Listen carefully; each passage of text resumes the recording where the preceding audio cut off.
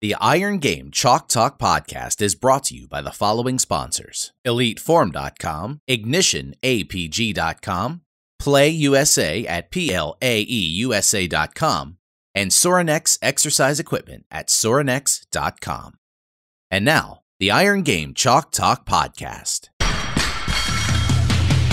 Welcome to Iron Game Chalk Talk with your host, Ron McKeefery. Every time our athletes walk into this weight room, they're going to be pushed to the max. Let's go! Everything you got! On this podcast, hear Coach McKeefery's straight talk about training, featuring the top strength and conditioning professionals from around the world. And now, here's your host, Ron McKeefery. Hey guys, welcome back to Iron Game Chalk Talk. I'm your host, Ron McKeefery, and this is episode number 157. Excited to have Steve Rassel with us. Steven is the head strength coach at Weber International NAI School down in Florida, and a guy that I've gotten to know through the years, think the world of, have had a chance to talk to him on numerous occasions, and I don't know if there's a guy out there that's doing more with less than Steven. He runs a phenomenal internship program, has been able to find some resources, has been able to make the big time where he's at, was something we always talk about on the show, where he's really grown into developing a department first and then expanding his role within the university there at Weber. And so we get into all that. We get into lots of just some tips and tricks that he's done throughout his career to kind of find some resources at a place that appears that they don't have resources. And just a ton of great little nuggets in there for people, actionable things that people can take away and go back to the universities and apply immediately. And so I think you're going to get a ton out of this episode. Really think highly of Steven, and excited to share this one with you. Before we do, I want to make sure we recognize our sponsors, Elite Form for the show. As you know, again, Elite Form is a game changer, in my opinion. I think with technology, being able to get things as seamless as possible, I think is the most important thing. And so all these things that have come out, still to this day, I think Elite Form leads the way in terms of being able to integrate it very, very seamlessly with the experience. Make it so you're not, carrying around a tablet. You're not carrying around, you're not having to set this up, that up with the cameras, with the algorithms and things like that. It's phenomenal. And Skip Cronin's coming on the show. Finally got him to come on.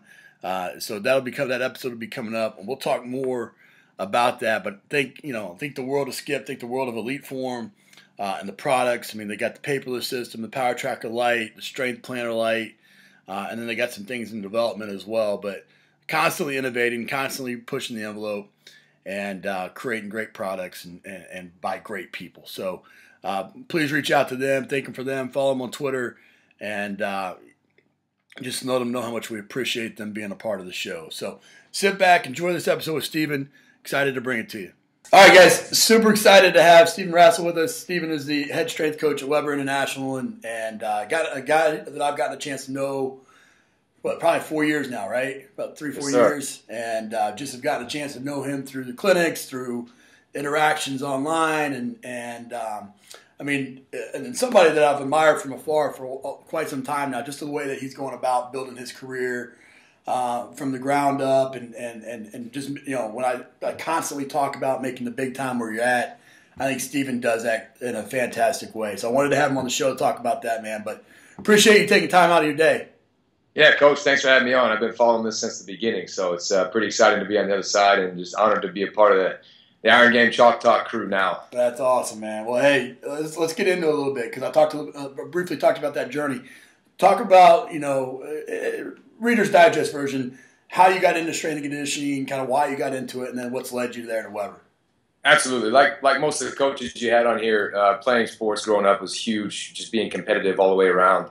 I played college baseball, and I almost didn't get a chance to play college athletics at all. I walked on at a junior college, and the coach, who I have a ton of respect for and learned a lot from, he sat me down and said, "Look, you're a good kid, but I don't think you're going to ever see the field." And I took that to heart and took that kind of hard-nosed work ethic into it. And a couple guys got injured. I got a shot at playing, earned a scholarship for the next year, and earning a scholarship to play D1 ball, and kind of the rest is history, so they say. So that kind of hard-nosed mindset is kind of the background for me with the profession in general, and doing training along the way in the weight room in and out of that setting started to grow on me definitely in high school and throughout college. But the coaching in general is what drew on me the most, is that impact that a coach can have, to be that life coach and to just have that such a strong impact in just a small amount of time and change the course of someone's life in a positive way, just really grew on me the most. And it's just been something that's evolved over time. That's what I've realized that I've been so passionate about as I get further and further into here. And I love the fact that the weight room and anything strength and conditioning related, and what we can relate to with that, how you can be that life coach. So definitely that work ethic and growing from there. When I graduated, I started off in pro baseball for a little bit of time with the Red Sox and then with the Cubs, and got an opportunity to come here to a small school in Central Florida, Weber International University, small NAIA school, and had a couple coaches before me. And Coach Brad Lokey was right before me. He was on his way out, and I had heard they were looking for another coach to come in, and got an opportunity to come in here and really had to start it from the bottom. Just it hadn't gotten off the ground yet. It was still in one of those cycles where it was in a holding pattern almost. And got in here and got a chance to get my feet wet and take really the first year and a half to prove that it's a necessary step to really invest into this type of program and department. And man, it's been an exciting journey since then in the 7 years I've been here. Yeah, that's fantastic. You've done a fantastic job down there, building that up. And we'll get into that as we go. But I totally agree with you with the weight room and the impact that coaches have on their athletes. And it's the exact same reason why I went into coaching as well. But I think I think the weight room it's a microcosm of life. You walk in and you have a plan and you're ready to go, and then all of a sudden life hits you in the face, and you have to adapt, and you have to work through adversity. You have to work and deal with successes and work as a team and all those things. And I think it's such a great breeding ground for that reason, and it's done daily, as opposed to maybe a sport coach. And so I'm with you, man. I think most of the people that are listening probably are as well. Through that process, this is, you like you said, you had a brief stint with Boston, and you basically went from being an athlete to almost to a head strength coach right away. And I had a similar path. I made tons of mistakes. I'm sure you have too. What's probably been the biggest mistake that you've made as a coach, and kind of how you learned from that? Really kind of take us to that moment. I've made tons of mistakes as far as just being a young coach with a lot of responsibilities. I think the mistakes that have had the biggest negative impact were when I hired people that I wasn't supposed to hire, that I shouldn't have hired. In hindsight 2020, you can always see where you maybe should have made a different choice when you're hiring somebody. And not just I'm not talking even with assistant coaches. I don't think I've had a regret with assistant coaches, but the interns. The program that we've developed here, we rely heavily on interns, and it's more of we treat them almost like graduate assistants here. So there's a lot of responsibilities on their shoulders, and really the growth and development of our department, the effectiveness of our department is really on the staff itself and how well we develop the staff. And it's just like with training with athletes. If the coaches get really good recruits coming in, you're starting with a guy here and taking him here instead of starting with a guy there and trying to get him here. So not that I'm not opposed to bringing in people that need to grow, but there's certain things that you can be okay with if someone needs to grow in those areas. There's other things that I've noticed and that I've started to learn that if I hire someone with this red flag or this issue, it's going to still be an issue with me maybe 6 months later, and that could be even more of a hindrance to the department. It's one of those mistakes where if you put your eggs in one basket and you hire wrong, you got more work on yourself to rehire or refill that spot, and it takes away from the focus you've got to have. And everything has to click, and it's a very tough process to do. But at the same time, I'm thankful for it because it's helped us develop what I've started to grow more as a better person, interviewing, a better process of the whole interview process, which we go very in depth with that now. And then it's really jump-started the necessity for that mentorship on the other side of it too, because my success, the department's success, how well of a life coach I can be depends on all that stuff. So it all kind of flows. It's a domino effect. I agree with you.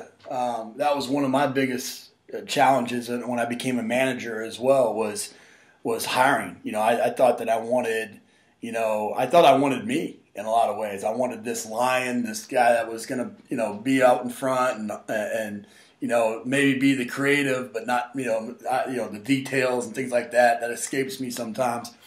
And I wanted people like me, but all of a sudden I found that I needed people that were compliments to my personality, to what I am. And what were some of the things that you've done through this process now of hiring people and kind of going through some of those?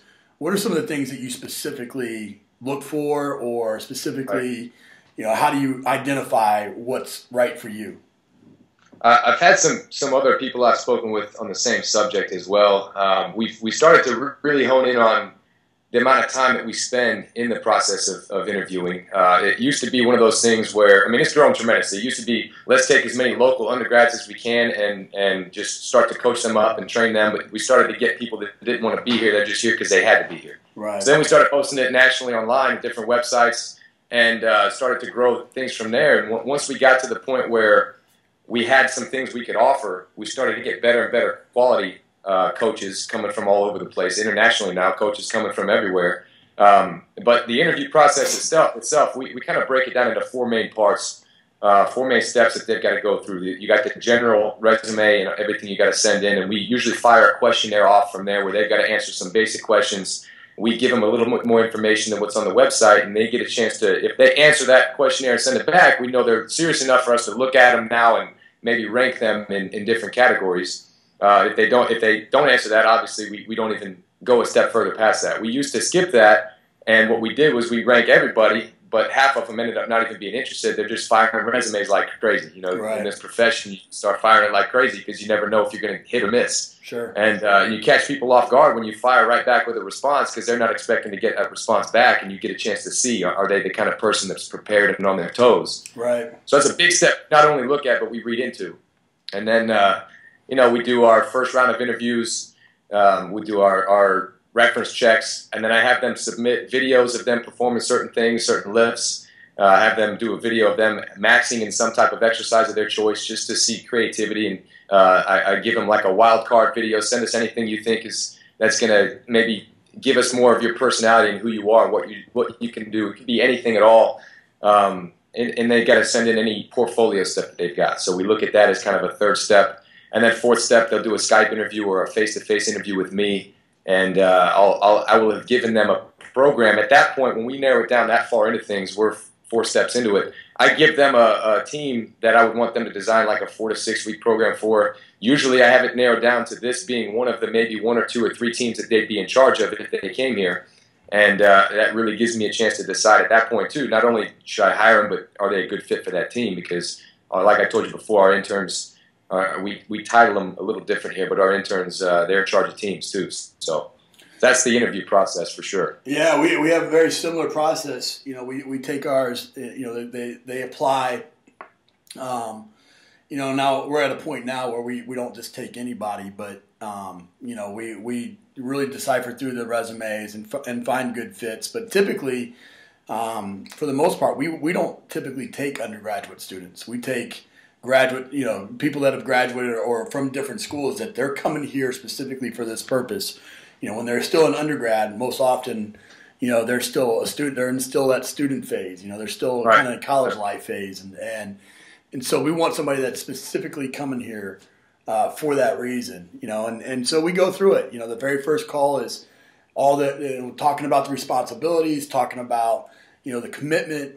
What's going to be asked of them and the whole deal, and really making sure that they understand what they're applying for.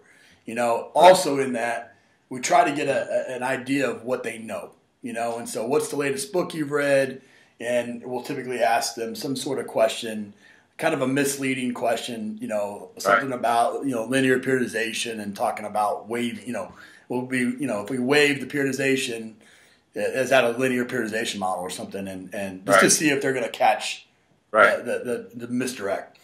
The second question in the second interview, that's going to be done by our internship coordinator. It's not. It used to be me. Everybody would talk to me. It's done by our internship coordinator now. The second one's done by another one of our assistants, and that's going to be again rejazzing them up. We want to keep them interested. We're not trying to run people off. We want to keep them interested. So we talk about all the benefits of coming and doing an internship here. But then we're going to try to find out two things. We want to know, are they a me guy or a we guy?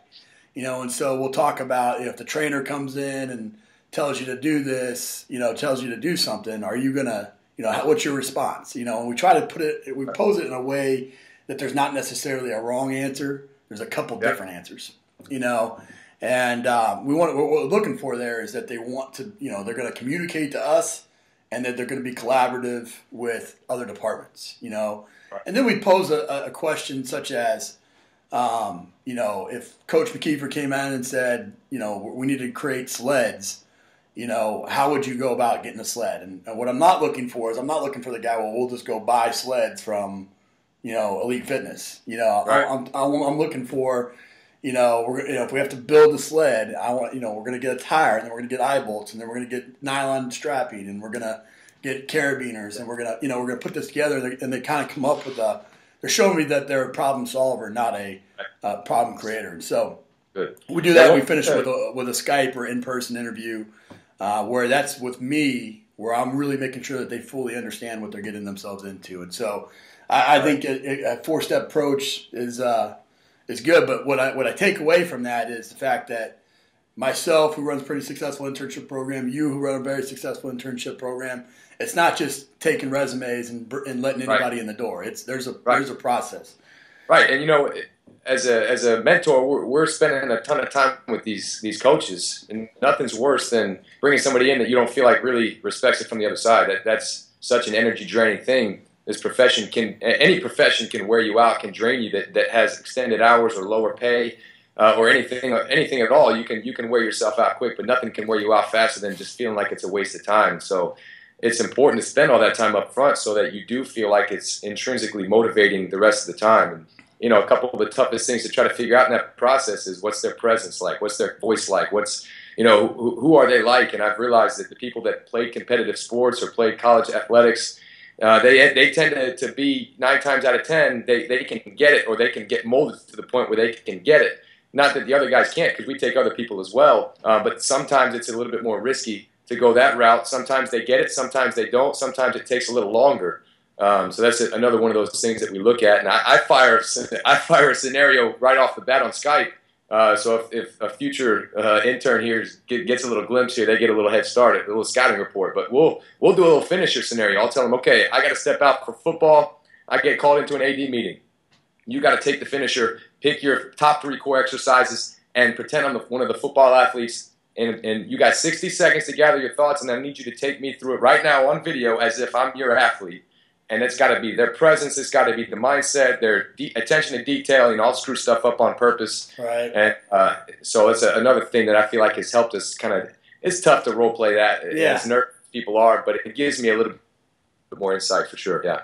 No, that's great. That's great. You talked in there, as you've been able to grow your department, you've been able to create some more resources. And it hasn't been all of a sudden that the school's fired a bunch of money into your budget and said, here you go. You've been pretty creative. And again, it's one of the reasons why I wanted to have you on the show. Talk about some of the different ways that you've gone about finding funding and housing and resources and things like that for your interns, and some takeaways that some of the people that are listening could maybe go back to their universities with. Well, a big thing is really knowing how to do negotiations in the trenches, knowing what ammunition to bring forward. So when you're talking to upper management, knowing how to talk to them, how to present things to them. I gave a presentation at the coaches conference a couple months ago here down in San Antonio, and then again last year for the NSCA for the national conference on that same topic, how to get your program started, but also how to get it growing. And it really, 75% of the time I spent talking, it's talking about how to negotiate, how to get that going. So that's one small piece to it, but a very important piece is getting to know them getting to know you, and starting to do everything right, all the details, everything possible, doing it to the best of your ability, and doing it as if you're the guy that's going to be dependent on them for a job for the rest of your life. Like, you got to be that impressive. A top 10% kind of person is how I term it to my coaches. So there's that angle of things that you always have to be doing behind the scenes. And then in the meantime, before you get to your dreams, your wants, your desires, your wishes, all that stuff, you look at everything you've got, all the resources you've got, and start getting creative with things with that. We made some deals with the athletic director to be able to get some internal fundraising going through offering fitness center memberships to people in the community, for example. So we'll offer $250 to $300 a year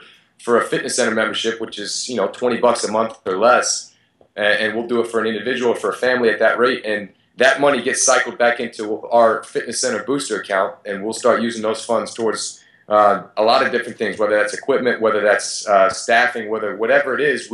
We have complete control over a booster account versus any other account that the school oversees. I can do whatever I want to with those kind of things. So That's one way we've channeled some extra funds in. The AD allowed us to do concession stands for our indoor, anything in the basketball gym and anything with the soccer team. So that generates, between those two things alone, we're getting anywhere from $3 to $5 grand a year, which isn't a lot, but it's something, right? Sure. We found a way to get our money to stretch more with supplements. We get the coaches to pitch in a little bit here and there. I've eventually convinced the school to allow me a little bit of a line for supplements for startup money. And so let's say I get to spend maybe $4,000 on supplements through what the coaches input and what the school inputs and what I input through fundraising. And then we sell those supplements to the athletes at like half the cost that we pay for them. So a muscle milk RTD for $1, a tub of protein for $20, $25. And those athletes get a big benefit out of that. And that money we recycle back through, and then we purchase the next round of supplements with that money. So you can make $3,000, $4,000 for 600 athletes at a time. You can make that stretch for an entire year if you play your cards right. Then you convince those coaches to, okay, can you sponsor your team for supplements to give them a scoop of protein after every workout? And again, you got to be prepared. You have to have all your finances in a spreadsheet. Okay, here's your option here that we could do all this with your team. If you could come up with $500 to help us out, we'll come up with this amount, and you can facelift that for your team. So that's one little thing with the supplements. With the negotiations with the upper management, we've managed to get on-campus housing. We managed to get meal plans in the cafeteria. That was something where when I presented it to them, what I could accomplish if I could get more people here to help, and what it would save them from injuries to getting better atmosphere on campus. I've got probably 15 or 20 different things, again, in the presentation I gave, that we just list off on different, I call them leverage points, things that give you more ammo whenever you're negotiating, and it's a win-win situation the way you present it. And when they looked at it that way, okay, you can hire someone and it costs this much, or you can offset these costs, which for the school, how much is it really going to cost them if they're offsetting some of those things? It's not like having that one extra person they've got to prepare that much more food for that one person for the meal plans, So there's some little things like that we were able to eventually come up with, and getting conference, I come fundraising now. We have our internship program NSCA CEU approved, so they get free CEUs just for being in the internship program. We are hosting a strength and conditioning coaches clinic here, which by the time this airs is probably already going to be already said and done, March 12th. So that's CEUs they get for speaking, that's CEUs they get for attending. So I get to advertise basically free CEUs just for being here for that term. So I'm paying for their continuing education. It doesn't cost me really a whole lot of anything. All that stuff combined, maybe a couple $100. But I can offer CEUs for an infinite amount of coaches just for that. Still a couple $100. It doesn't change. It's still that many coaches I can offer CEUs for. So little bang for your buck kind of tidbits there. Let's dial into maybe two of those, like the housing and the food. Sure. I think those are two big ones when you're trying to recruit interns from a distance. When you walked into your AD, that's still money that's being spent, whether or not it's going to housing or it's going to a meal plan or whatever. What was, how'd that negotiation go in terms of, hey, look, I want to get our interns on an X meal plan. It costs X number of dollars based off of, their meal plan pricing. How all of a sudden did they say, here's the $6,000 or whatever it's going to be? Yeah, well, it's one of those things where I presented to him, okay, here's the cost that we have that we're spending on injuries. Here's the cost that we have, that medical costs that we have, different expenses that we've got. Here's problems we may have on campus. We may have retention issues here. We may have attitude issues there, academic problems here. All right, if you can allow me to develop a staff, I can be a part on solving all of those problems and all those headaches. And it won't cost you a dime, because the money you're saving in this area, and this area, dollars and cents, just break it down. You're actually gonna end up in the green going this route, and you're gonna save yourself all the headache and all the problems. On top of that, I don't even need it to be all full-time coaches. If you can get me this, and this, I can guarantee you in this profession that I can attract this caliber of person and be able to get this level of person in here that I can train, I can mentor, I can coach. Let me deal with the headache of having to hire someone new every year. I can handle that. I can develop a system that can take care of that. You know, I'm not worried about that. You know, just basically put their mind at ease that this is a win-win situation, dollars, and then you're trying to make their life easier, not just with the dollars, but with other issues that may be existing on campus or anywhere else. You're just putting it in such strong terms that if they were to disagree with it, now you've highlighted other problems that they may have not even known about. Maybe they haven't even paid attention to. So now they're going to go back and look at medical costs or injuries or different things, and then it gives you an anchor point to start firing little seeds here and there and keep planting seeds as you go. And really, you're selling it. You're hanging your hat on yourself. You know, I can do this, this, and this. I can play a part in positively impacting this, this, and this. And you just have to surround them with your passion and just, you know, tell them, look, imagine what I could do if I had 12 people with this energy, this passion. What could we accomplish with that? What could we do with this? And all I'm asking is for you to offset a meal cost for this person that if they find out from the cafeteria, how much food do they throw away every year? How much food do they throw away every night?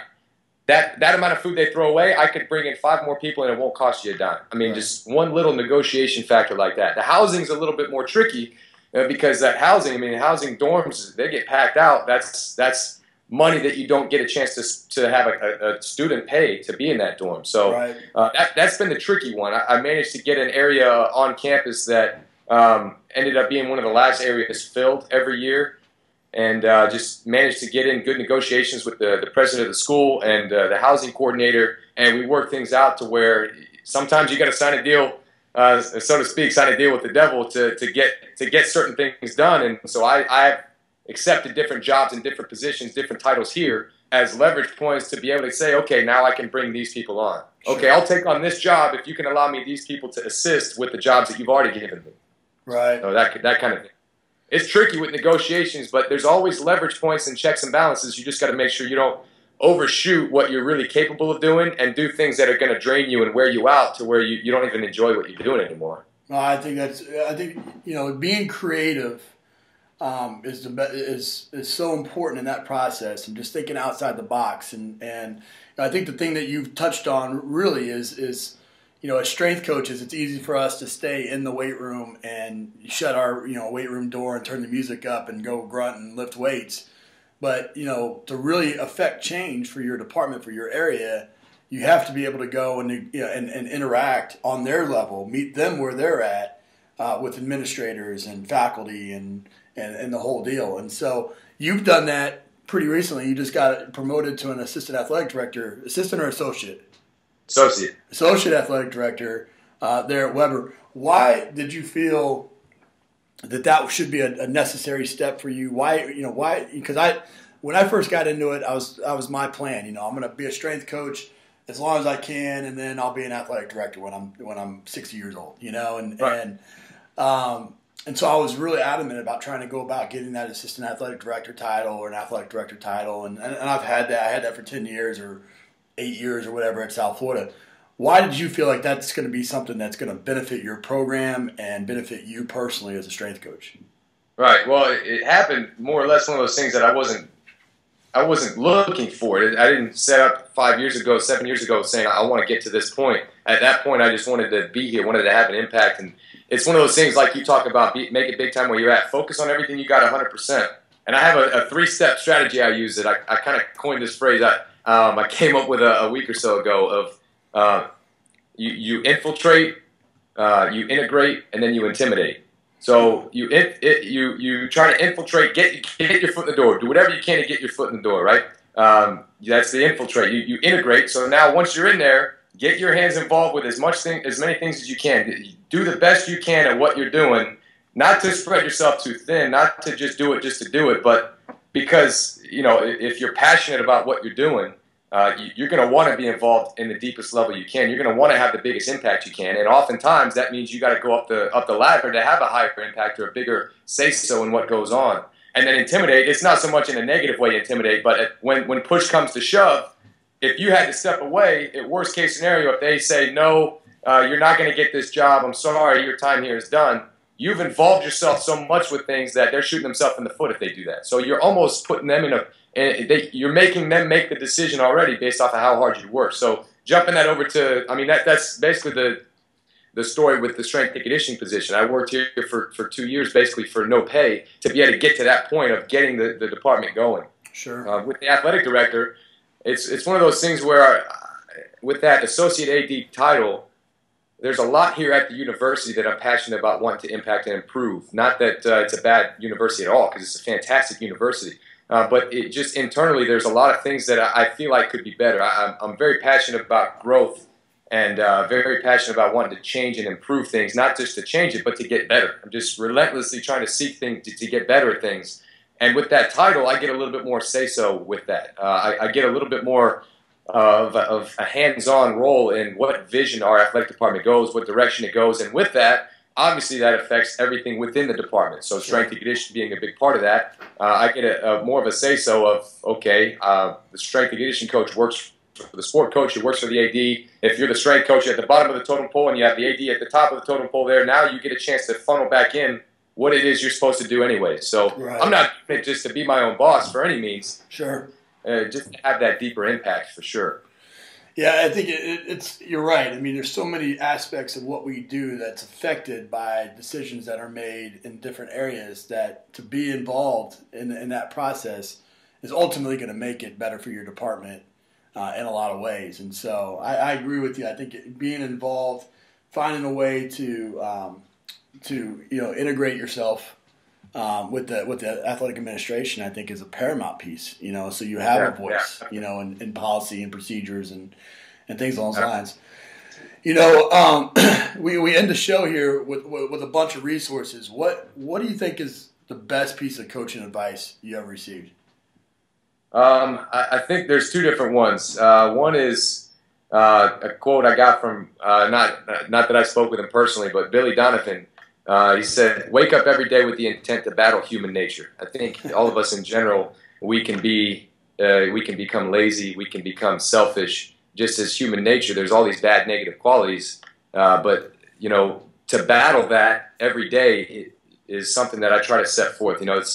I try to set personal anchor points to grow personally, professionally, physically. I try to make sure I'm constantly attacking that, because if you don't, it doesn't take much to drift, right? All a sailboat has to do to drift away is just sit there and do nothing. The wind will take you away. All a knife has to do to get dull is to just sit there and let the weather take effect. So you got to use yourself. You got to constantly take that intent to battle things. And then the other one is Pat Sandora with the Red Sox told me this before I left. Never get comfortable and think that you've made it. And I think I've applied that to not just the profession, but my marriage, relationships. I heard in a marriage counseling session that one of the ways to help your marriage the most is to always treat the little things like they matter. Never overlook the little things and feel like the details don't matter, because then you start to develop a different kind of mindset and downward spiral, a bad direction. I think with the profession, with relationships, always stay on your toes. Never feel like you've made it and you can kick back and prop your feet up. It's like that fine line balance between being satisfied with where you're at and feeling fulfilled where you're at, but not being complacent, not letting yourself go. So that's a big part for sure. That's awesome, man. What about a great book, app, and website recommendation? Yeah, plenty of books. I think Inside Out Coaching, Joe Ehrman has had a big impact on me, just that life coach mentality.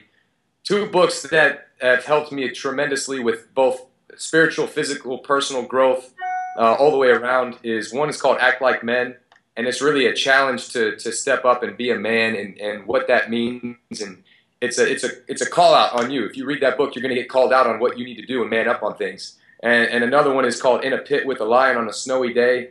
It's kind of a long title, but it's just about looking at things as an opportunity, looking at everything out there as an opportunity, never getting intimidated by it, but looking at it as a chance to shine.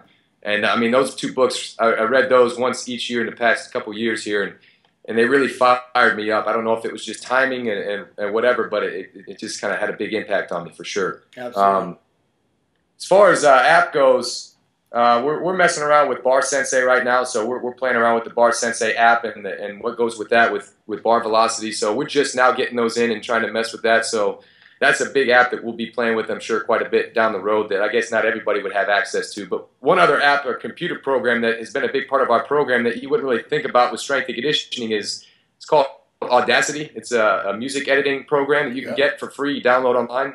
And what we do here, I had a coach, I forget the coach's name, a couple years ago at a conference. He gave a presentation, and I felt like he was talking right to me. He said, if you're playing music in your facility that you don't pay any attention to what they're saying, much less if it's edited. Okay, edited, they don't have to cut out a lot of different things. They can still play a lot of things that you may not agree with as a coach. But if you're playing that stuff and not thinking about it, without realizing it, you're saying it's okay. You're standing behind those things. So objectifying women, drinking, drugs, gang violence, killing, murder, all that kind of stuff, they don't edit that out. They edit cuss words out, right? That's it when they have an edited version of a song. And I'm all about trying to play music that has a certain atmosphere. So I don't like saying, okay, no rap music, anything like that. But when this coach said that, I started looking for ways that I could find a way to still accomplish what I want to with the message we're trying to send and still have the atmosphere and vibes we want to get the buy-in from the athletes. And Audacity was that perfect answer.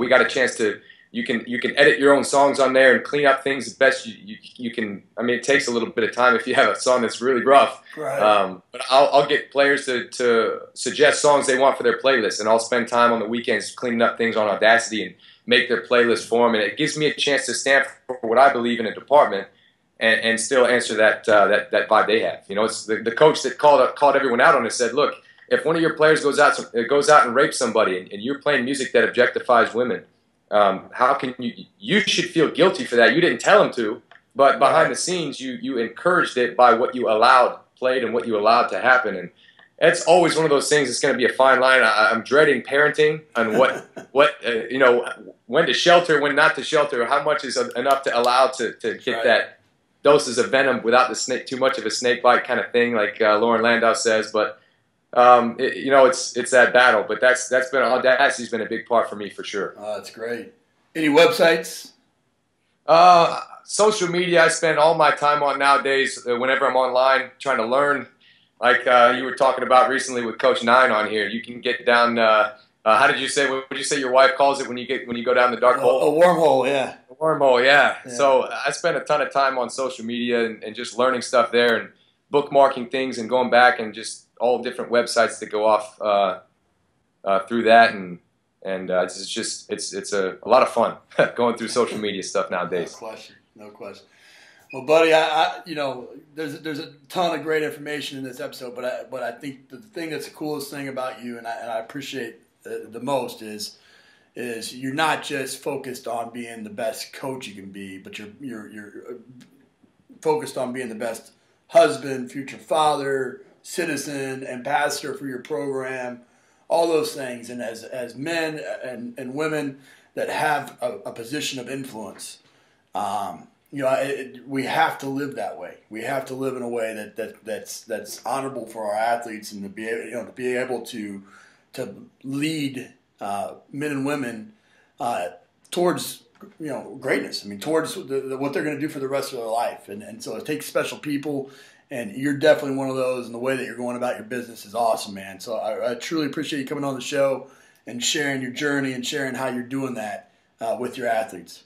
Thanks, Coach. I appreciate you having me on again. And anybody watching, it's so tough to cram any information in one little setting like this. And you're right. You said it right before we started. The time flies so fast with this. No question. If anybody wants to talk shop anymore, shoot me an email. I have all the resources from the presentations I talked about.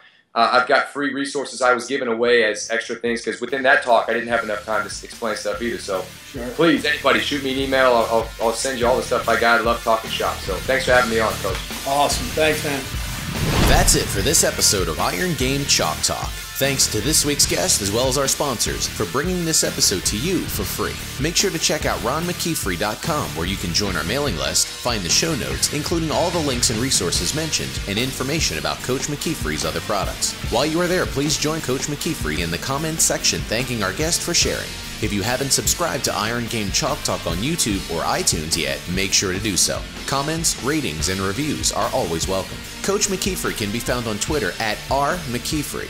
on Facebook and YouTube at /Ron.McKeefery. That's it for this week. Be sure to check back next week for another great episode of Iron Game Chalk Talk.